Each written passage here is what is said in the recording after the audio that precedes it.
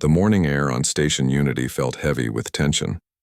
300 delegates from across the galaxy had gathered for what many believed would be humanity's final judgment.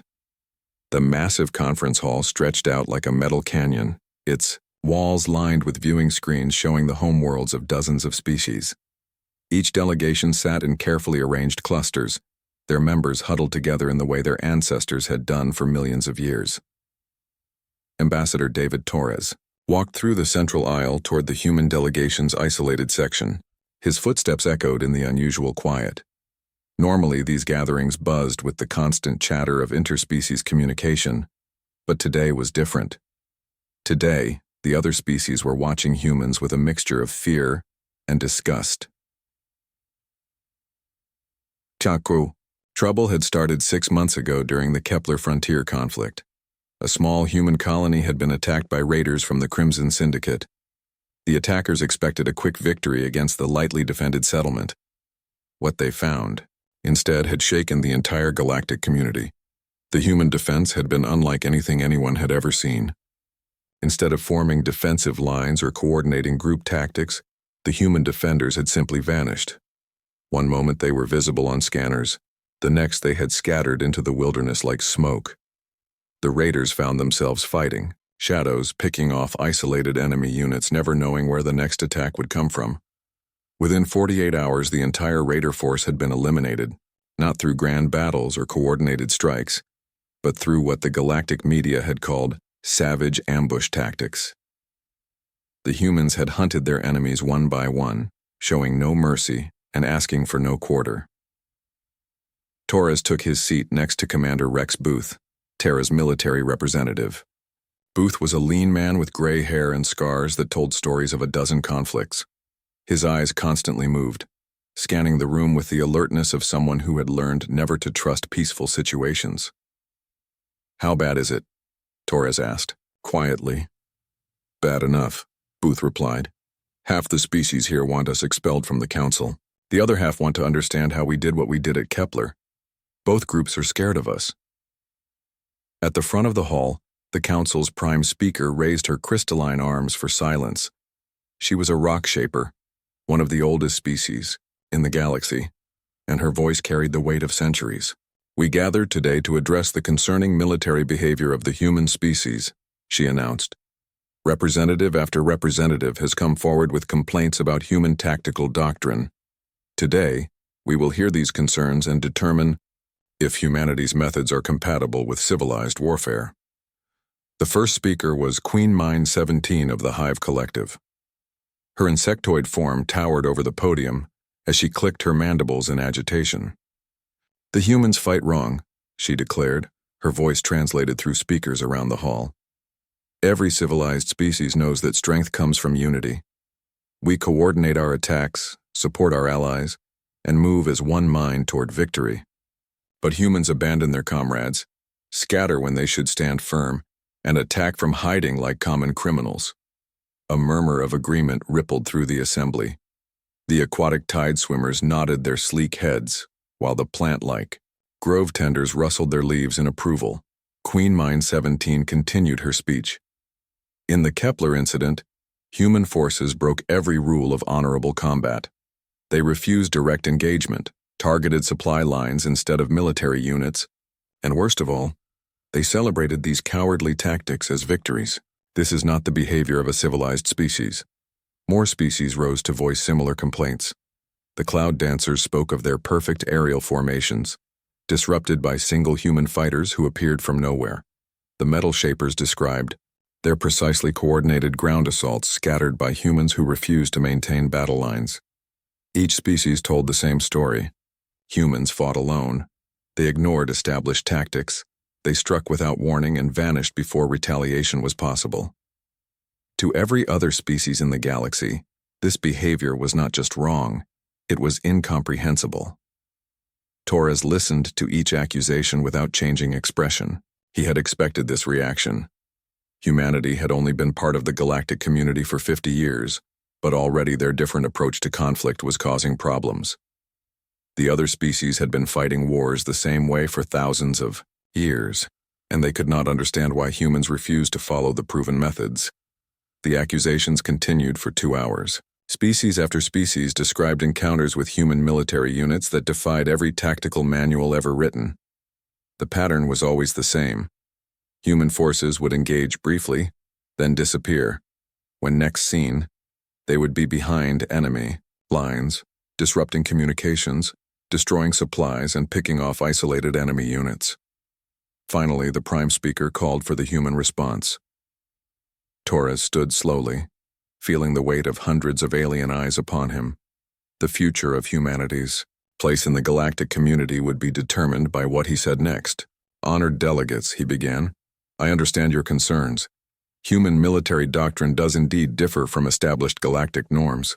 But before you judge us too harshly, I ask that you listen to a story. A story about why predators hunt alone." A ripple of confusion passed through the assembly. What did ancient hunting behavior have to do with modern warfare? Torres gestured to Commander Booth, who activated a holographic display above the center of the hall. The image showed Earth as it had existed millions of years ago, covered in vast forests and grasslands. "To understand why humans fight as we do," Torres continued, "you must first understand the world that shaped us. Earth was not a peaceful world. It was ruled by predators, creatures that had evolved over millions of years to be perfect killers. The display showed various Earth animals hunting. Wolves surrounded a deer with perfect coordination. Lions worked together to bring down a buffalo. Hyenas cooperated to steal kills from larger predators. Many of these predators hunted in packs, Torres explained. They coordinated their attacks, supported each other, and shared their kills. To you, this behavior probably seems familiar and correct. Nods and sounds of agreement came from the assembled delegates.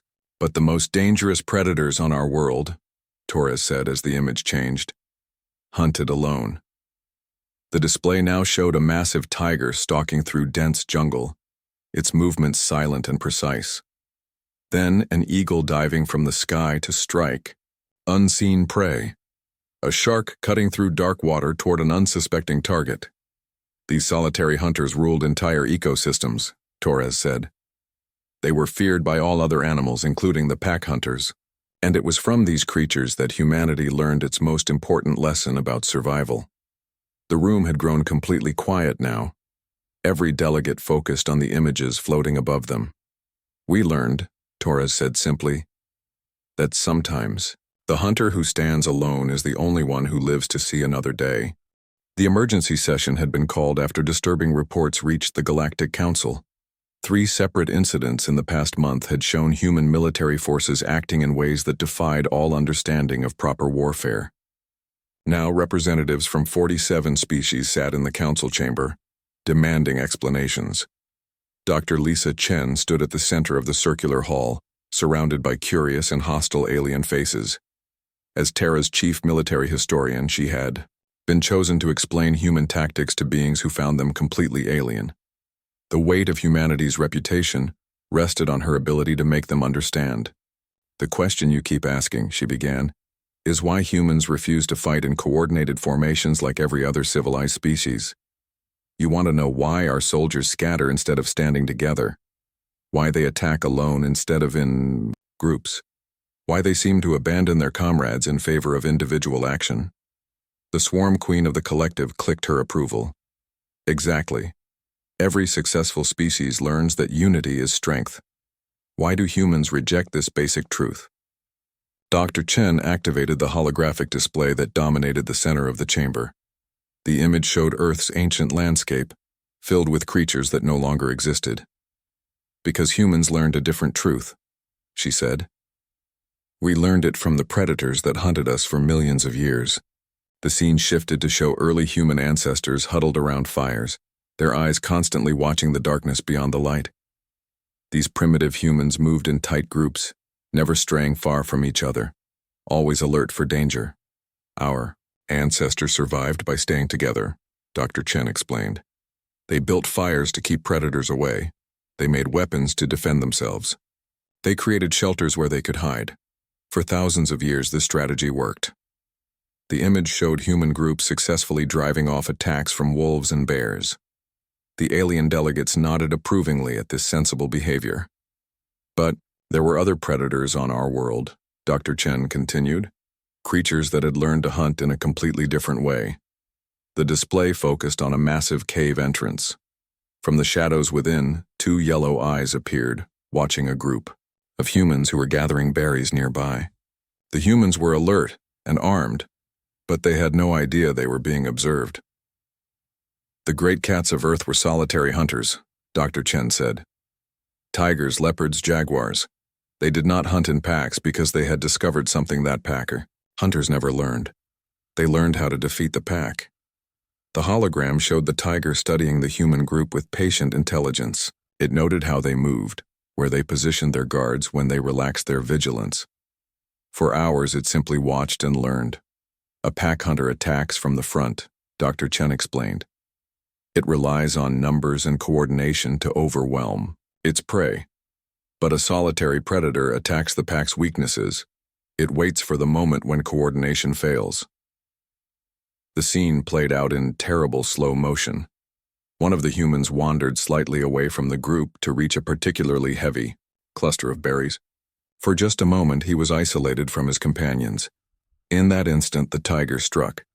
The attack was over before the other humans could react. The tiger had taken its prey and vanished back into the forest, leaving the remaining humans terrified and confused. They had followed all the rules of group survival, but those rules had not been enough. This happened again and again throughout human history, Dr. Chen said. Our ancestors would form larger groups, build better defenses, create more sophisticated warning systems, but the solitary predators adapted to each improvement. The display showed the evolutionary arms race between humans and the great cats. Humans developed better weapons so tigers learned to attack at night. Humans posted more guards so leopards learned to strike during moments of distraction. Humans built walls and barriers so jaguars learned to wait days for a single opportunity. Eventually, some humans began to understand what they were fighting, Dr. Chen said. They realized that the most dangerous predators were not the ones that fought in packs, but the ones that fought alone. And they began to ask themselves a crucial question. The hologram now showed a group of humans, but these were different from the earlier ones. Instead of huddling together, they spread out in a loose formation. Each one moved independently, covering different areas, watching different directions. The question was simple, Dr. Chen said. If solitary predators were so effective against groups, what would happen if humans learned to think like solitary predators? A delegate from the reef builders spoke up. But surely this made them more vulnerable to pack hunters. In some ways, yes, Dr. Chen admitted. A human fighting alone could be overwhelmed by a wolf pack or a group of hostile humans. But they discovered something unexpected. When humans began to think and act like solitary predators, they became almost impossible for other solitary predators to hunt. The display showed two scenes side by side. On one side, a tiger easily picked off members of a tightly grouped human party. On the other, the same tiger faced humans who had spread out and were moving independently. The great cat, accustomed to studying group behavior, could not predict the movements of multiple individuals acting on their own initiative. A solitary predator relies on patience and observation, Dr. Chen explained. It studies its preys, patterns, and waits for the perfect moment to strike. But when every potential prey is following a different pattern, making independent decisions, the predator cannot form a coherent plan of attack.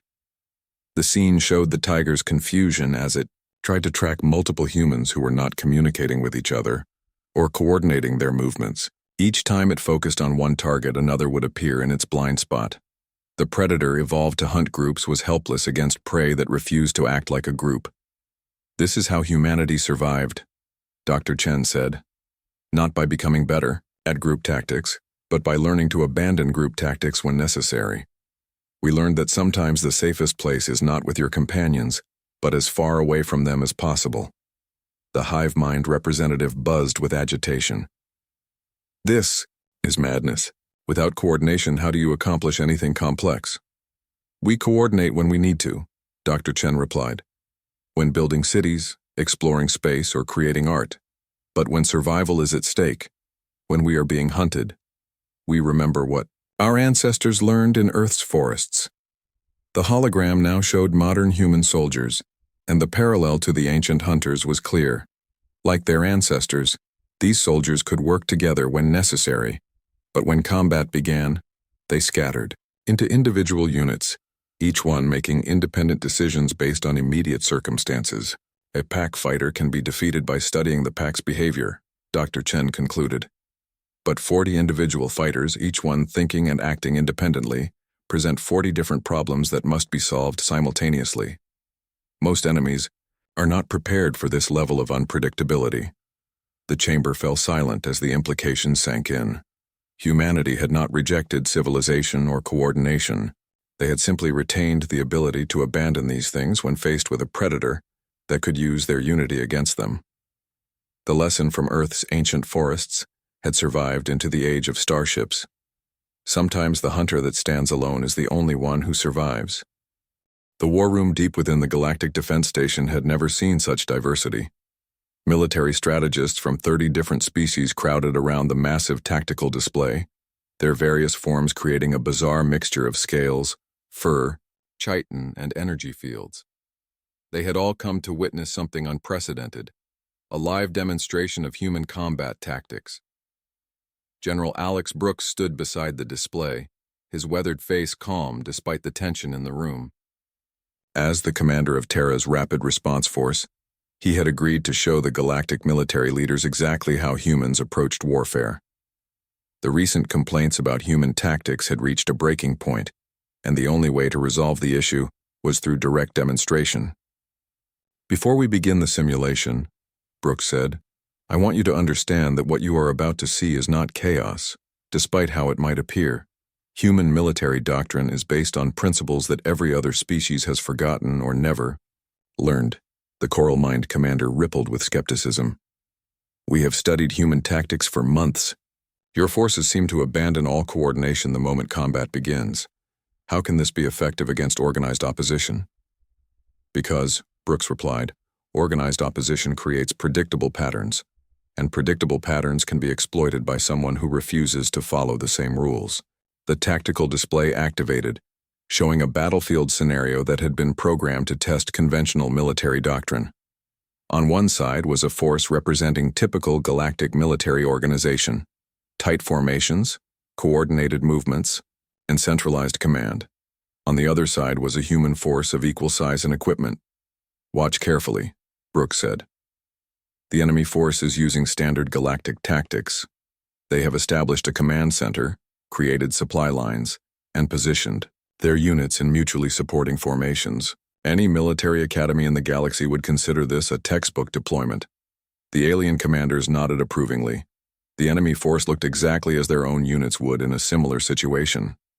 Now observe the human deployment, Brooks continued. The display showed the human units, and immediately it was clear that something was different. Instead of forming into neat formations, the human soldiers had spread out across a wide area. There was no visible command structure, no apparent coordination between units, and no obvious defensive positions. They look scattered, observed the Voidwalker strategist. How do they communicate? How do they coordinate attacks? They don't, Brooks said simply. At least not in the way you understand coordination. The simulation began. The organized enemy force advanced according to standard military procedure, moving in formation toward predetermined objectives. Their movements were precise, their communication channels active, and their strategy clear to any observer. The human forces simply vanished. One moment they were visible on the tactical display, the next they had melted away into the terrain like morning mist. The enemy force found themselves advancing toward empty positions, their carefully planned attack hitting nothing but air. Where did they go? Demanded the Crystal Hive tactician. Brooks smiled grimly. They are doing what human soldiers have always done when faced with superior organization. They are becoming invisible. The display zoomed in to show what was happening. The human soldiers had not retreated or been destroyed. Instead, they had used every piece of cover, every shadow, every terrain feature to conceal themselves from enemy sensors, but they were not hiding in groups. Each soldier had found his own hiding place, making individual decisions about where and how to conceal himself. A coordinated force hides in predictable ways, Brooks explained. They establish hidden bases, create camouflaged positions, and maintain communication networks that can be detected and tracked. But 40 individual soldiers hiding on their own create 40 different problems for the enemy. The enemy force began to realize they were in trouble. Their sensors detected movement in dozens of locations, but never enough to identify a clear target. Every time they focused on one area, contacts would appear somewhere else entirely. Now watch what happens when they try to respond, Brooks said. The enemy commander did exactly what military doctrine demanded. He split his forces to investigate the multiple contacts, sending small groups to check each suspicious area. This was the logical response to scattered enemy activity. It was also exactly what the human soldiers had been waiting for. The moment the enemy force split apart, the humans struck, but they did not attack as a coordinated unit. Instead, each human soldier engaged the enemy group closest to his position. 40 separate battles erupted simultaneously across the battlefield. "This is chaos," protested the swarm leader. "How? Do they know who to attack? How do they coordinate their strikes?" "They don't coordinate," Brooks replied. "Each soldier makes his own tactical decisions based on immediate circumstances, but they all share the same basic objective: eliminate enemy forces and survive." The results were devastating for the organized enemy force. Their units, trained to fight as part of a larger formation, found themselves isolated and cut off from support. Each group faced a single human opponent who had chosen the time and place of engagement, but the cumulative effect was the destruction of the entire enemy force. "But surely some coordination is necessary," insisted the machine mind strategist. "How do they avoid attacking each other? How do they prevent friendly fire incidents?" Brooks nodded toward the display, where the simulation was entering its final phase. "Human soldiers are trained from the beginning to operate independently while maintaining awareness of the larger situation. Each soldier knows the mission objective and is free to pursue it using his own judgment. But they also know to identify friendly forces and avoid interfering with each other's operations." The display showed this principle in action. Human soldiers who found themselves in proximity would acknowledge each other with simple signals, then continue their individual missions. There was no attempt to form joint operations or coordinate complex maneuvers. Each soldier remained focused on his own area of responsibility. "This is the lesson our ancestors learned millions of years ago," Brooks explained. "When you are being hunted by a superior force, your best chance of survival is not to band together where you can be found and destroyed as a group. Instead, you scatter and force the enemy to hunt you one by one." The simulation ended with the complete destruction of the organized enemy force. The human casualties were minimal, and most of the surviving human soldiers were in completely different positions from where they had started. The predators of ancient Earth taught us that the pack's greatest strength can also be its greatest weakness, Brooks concluded. "Unity makes you predictable. Coordination makes you vulnerable. Organization makes you a target that your enemy can study and counter." The alien commanders stared at the tactical display in stunned silence. Everything they had been taught about military strategy suddenly seemed inadequate. "But how do you build anything with this approach?" asked the Grove Tender General. "How do you create lasting victories?" "We coordinate when we need to create," Brooks replied, "but we scatter when we need to survive. The key is knowing which situation you are facing." The room remained silent as the implications sank in. Human tactics were not chaotic or undisciplined. They were the product of millions of years of evolution on a world where the greatest predators hunted alone. And in learning to think like those predators, humans had become something the galaxy had never seen before. A species that could coordinate like a civilization but fight like a solitary hunter. The lesson was clear. Sometimes the most effective strategy is not to have a strategy at all, but to give each individual the freedom to find their own path to victory. The medical bay aboard the rescue vessel was filled with an unusual mix of species. Survivors from 12 different worlds sat or lay on treatment beds, their bodies bearing the marks of recent combat. They had all been rescued from the same Location: a mining colony that had been overrun by pirates 3 days earlier. Dr. Emma Wells moved between the patients, checking their conditions while listening to their stories. As the chief medical officer aboard the human rescue ship, she had seen many combat survivors but never such a diverse group. What made their rescue even more remarkable was that it had been accomplished by a single human operative. The tide swimmer. Survivor lifted his massive head from the treatment bed, his gills fluttering with each word. I still cannot understand how one human accomplished what our entire security force could not. We had 50 trained fighters, coordinated equipment, and prepared defenses. The pirates destroyed us in less than an hour. A crystal former nurse, nearby, buzzed with agreement. The pirates had superior numbers and heavy weapons. No single individual should have been able to defeat them. Dr. Wells continued her examination while listening to the conversation. She had read the initial reports about the rescue operation, but the details seemed almost impossible to believe.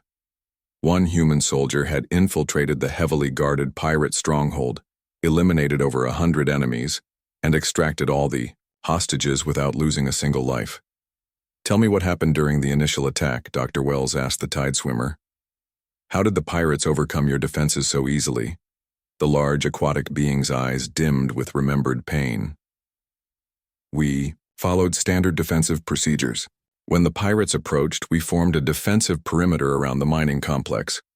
Our forces took positions in mutually supporting formations, exactly as our military training dictated. A grove tender survivor rustled his leaves sadly. Our communications network allowed perfect coordination between all defensive units. We had clear sight lines, overlapping fields of fire, and redundant command structures. By every measure, we should have been able to repel the attack.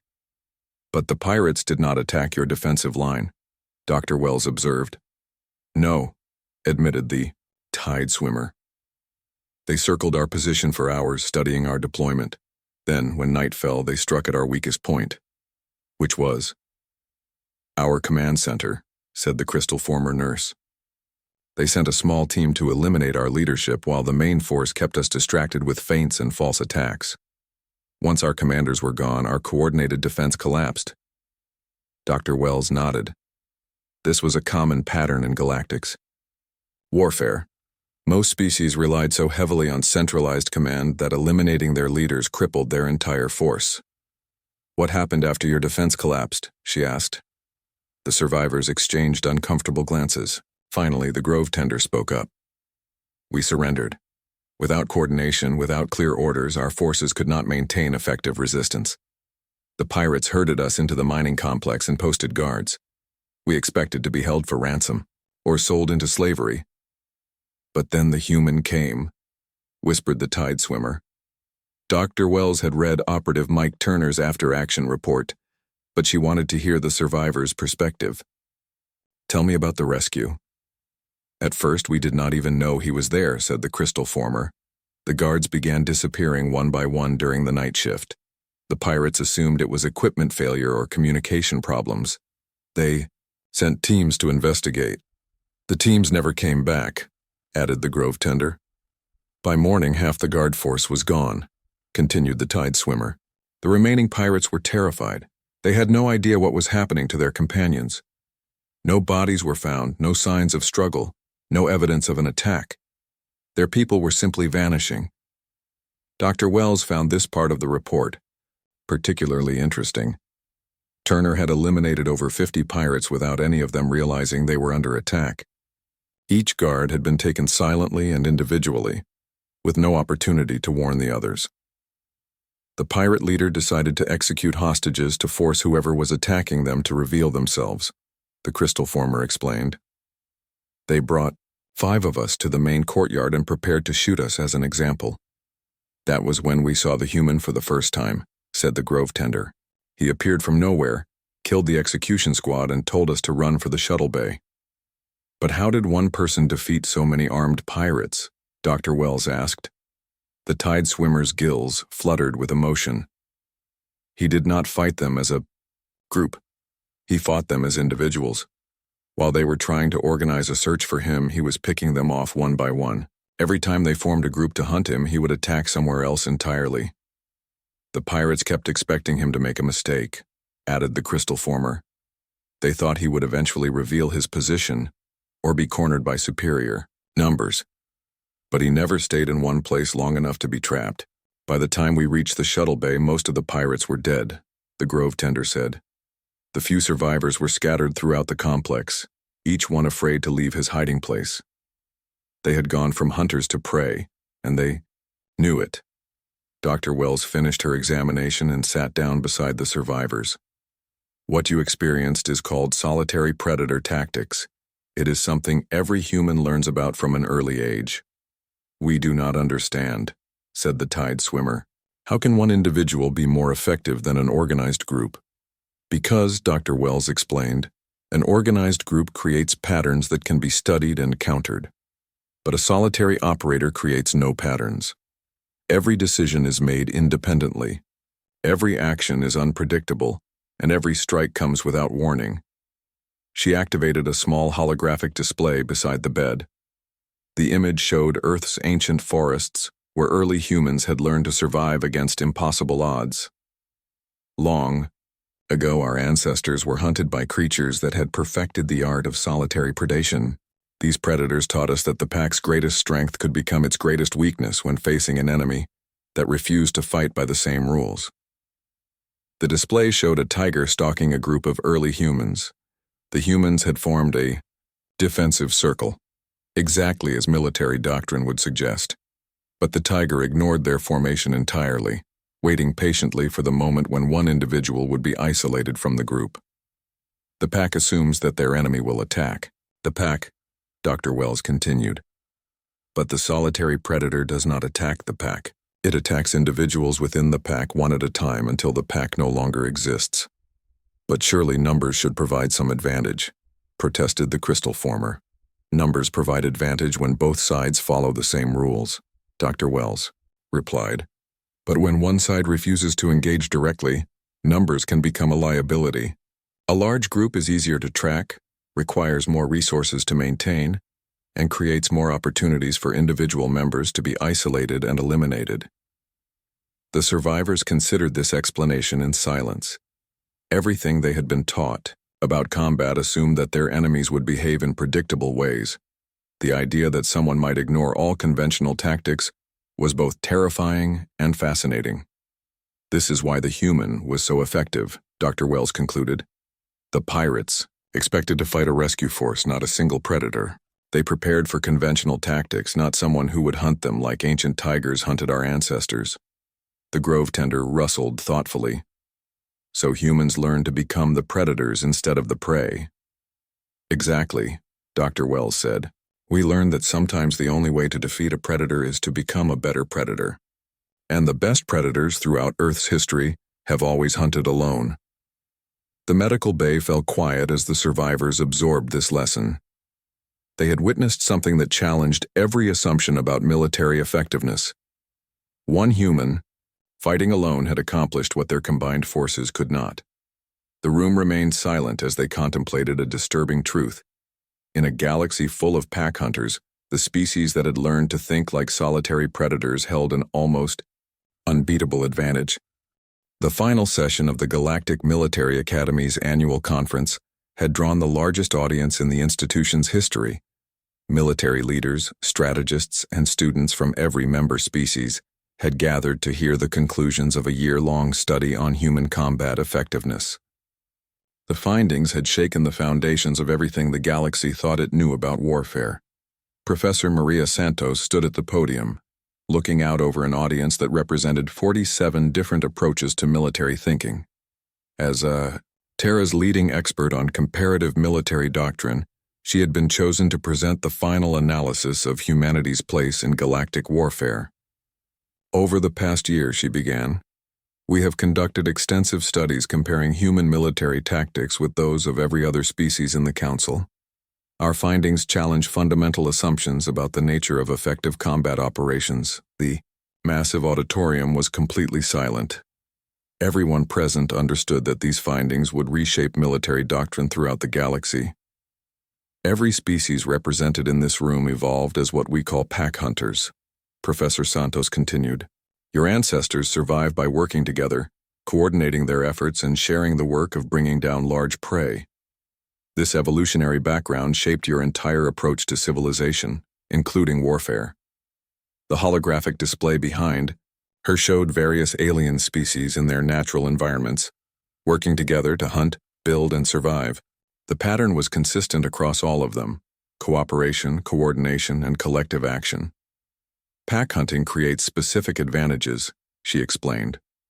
Multiple individuals can bring down prey much larger than themselves. Coordinated attacks can overcome defenses that would stop any single hunter.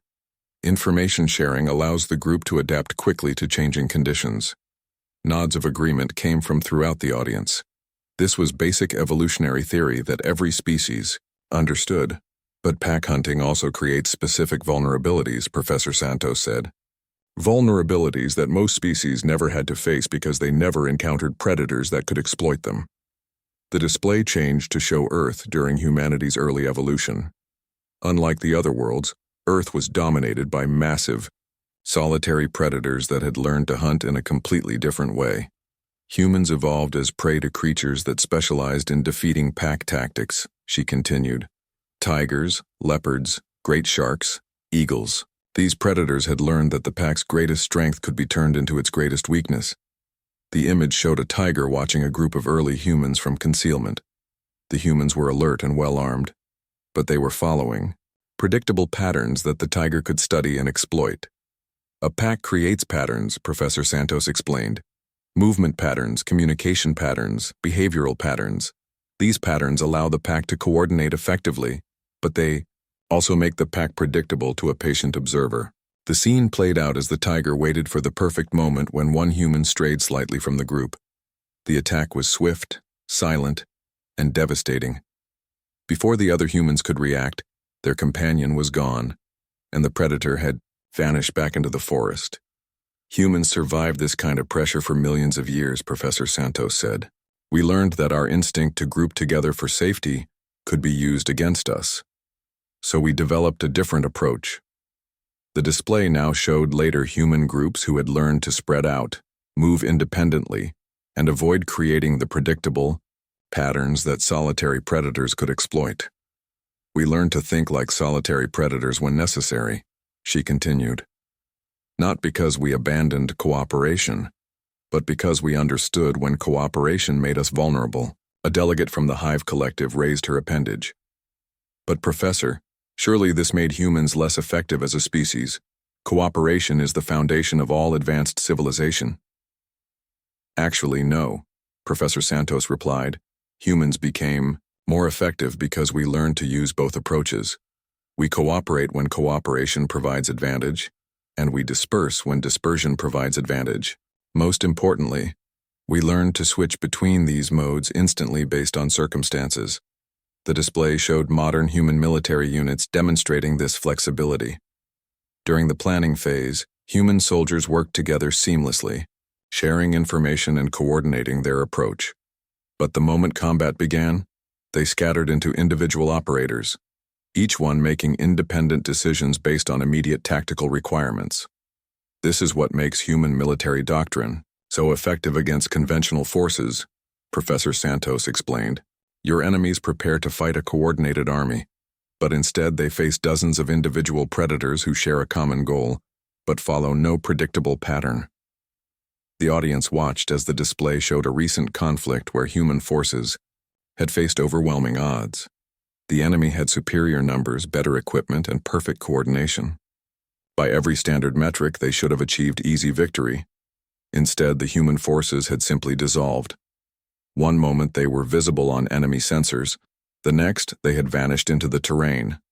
When they reappeared, it was behind enemy lines, attacking supply depots, eliminating command personnel, and disrupting communication networks. Each human soldier becomes a problem that must be solved individually, Professor Santos continued. While your enemy is trying to track 40 different threats moving in 40 different directions, their own coordinated forces become sitting targets for operators who can strike at will and disappear before retaliation is possible. A strategist from the Metal Shapers spoke up. But Professor, this approach must have significant disadvantages. How do humans accomplish complex objectives without coordination? By redefining what coordination means, Professor Santos replied, traditional coordination requires constant communication, predetermined plans, and hierarchical command structures.